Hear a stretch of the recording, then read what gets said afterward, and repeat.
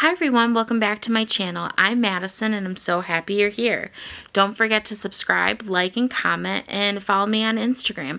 DM me if you found me here so I can follow your hair journey as well. So today we're going to be talking about my 5 tips on making toning easier. So a little backstory is when I first started doing hair, I didn't know how to tone. I was too afraid to ask any stylist in the salon for help because it intimidated me, and going to beauty supply and walking around and seeing all the options and then having to go get someone who works there to help me felt really intrusive and kind of embarrassing. Like, I didn't want them to ask why I didn't know. Are you licensed? Like, I was just so nervous about it. So for the first few years of doing hair, I never used toner. And I have a lot of knowledge because of that, because it made me have to learn how to lift the hair to the proper level while still maintaining healthy hair and not using toner to camouflage my mistakes. So it was a blessing in disguise because I think I gained a lot of knowledge on it, and I can't wait to share it with you. So let's start off with the color line that I use for toning. I use Redken Shade ZQ. There's a couple reasons why I do, and I'll get into that, but in all reality, I've been using it since I was in beauty school, and it's just so forgiving. It allows me to customize for my clients and not a one-size-fit-all. It's really allowed me to be an artist and to pick really opposite colors, put them together and create something super unique and fun. And it leaves me feeling like I'm playing with paint and I'm just having fun creating something that's different and new that the client can't get from just putting a bottle that they get at the store in a bowl and mixing it up and putting it on their head. They're really getting something unique and fun that they can't just put on their head themselves. So I want to talk a little bit about Redken itself and give you the specs on it. So it's a demi-permanent color, which means there's no lift and it's ammonia-free. It has an acidic pH, and what that's going to do is it's going to give you a gentle processing. It also has silicone in it, which is going to add that shine that really makes Redken stand out.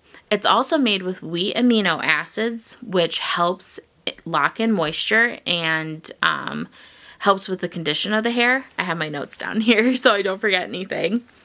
So also it is 20-minute processing, so it's really, really fast.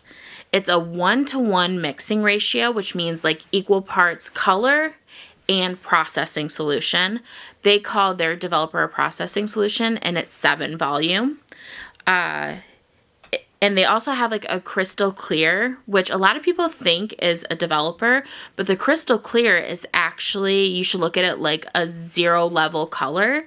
So a lot of times people are going to use that to dilute, and you're still going to use equal parts. So let's say you have the processing solution with 2 ounces, and then you have 1.5 ounces of 9V, and you have 0.5 of the crystal clear, it's still going to be equal parts. So just look at it like color. It's not a developer. So that's kind of how you use that to mix in. Tip number 1 is you want to formulate for the level of lift, not the desired tone.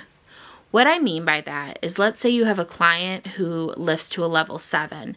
You can't put a level 9 on top of that. Yes, it might cover for a short amount of time, but it's not going to give the longevity that your client's wanting.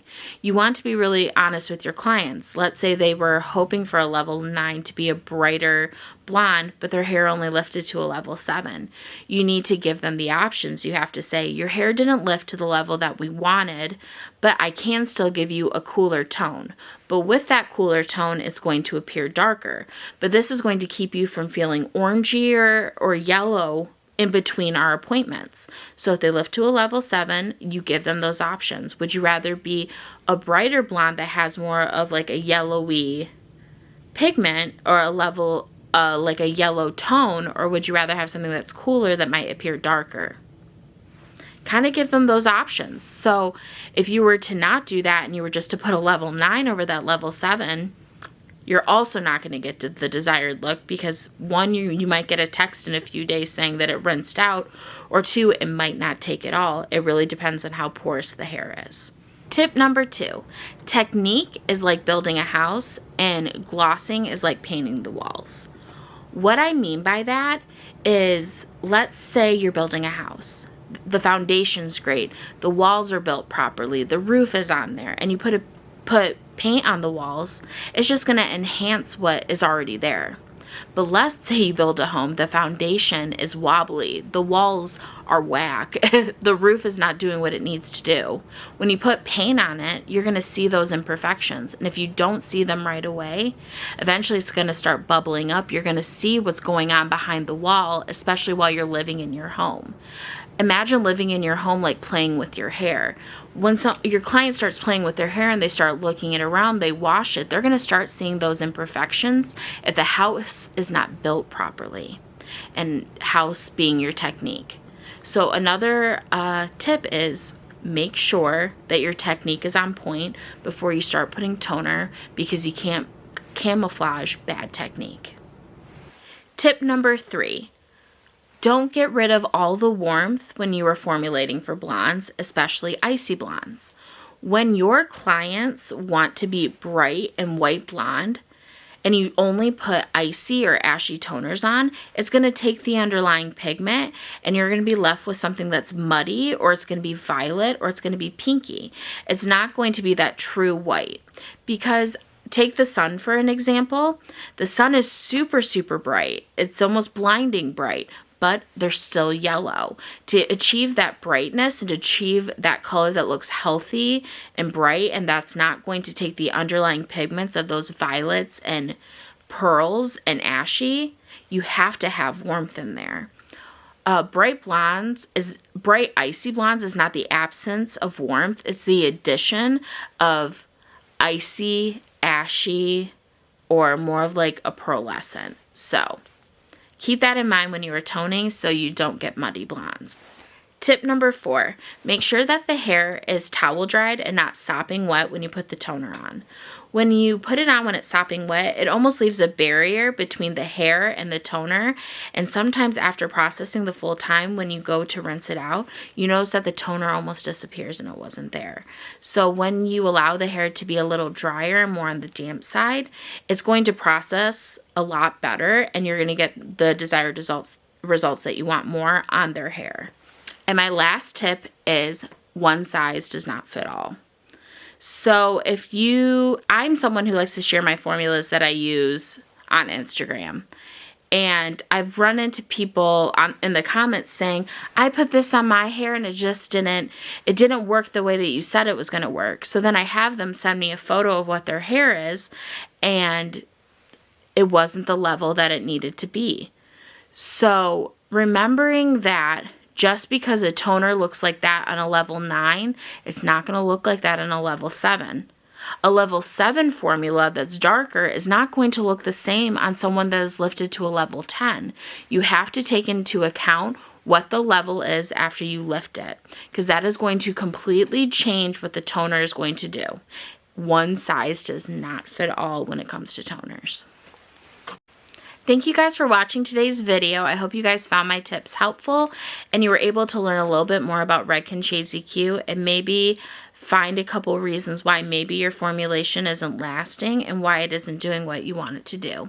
If you need any more formulation resources, especially when it comes to Redken Shades EQ, I created 3 ebooks that have over 60 formulas with photos and descriptions to help you guys have a formulation bestie when you're behind the chair. The series is called Hype Girl Behind the Chair because I wanted one when I first started doing hair, so I wanted to create something to help you guys when you guys are in a pinch behind the chair trying to figure out formulation. So I will have that linked as well, and I will also right here put a discount code for YouTube fam if you guys would like to purchase. So I hope you guys have a great day, and let me know what you want to see next. Bye, guys. The realities of after a video.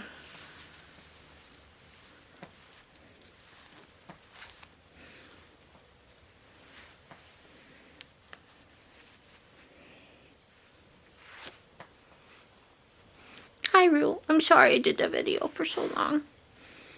This is Rubel. This is my puppy. Come say hi, bro. Oh, okay. She's a little camera shy.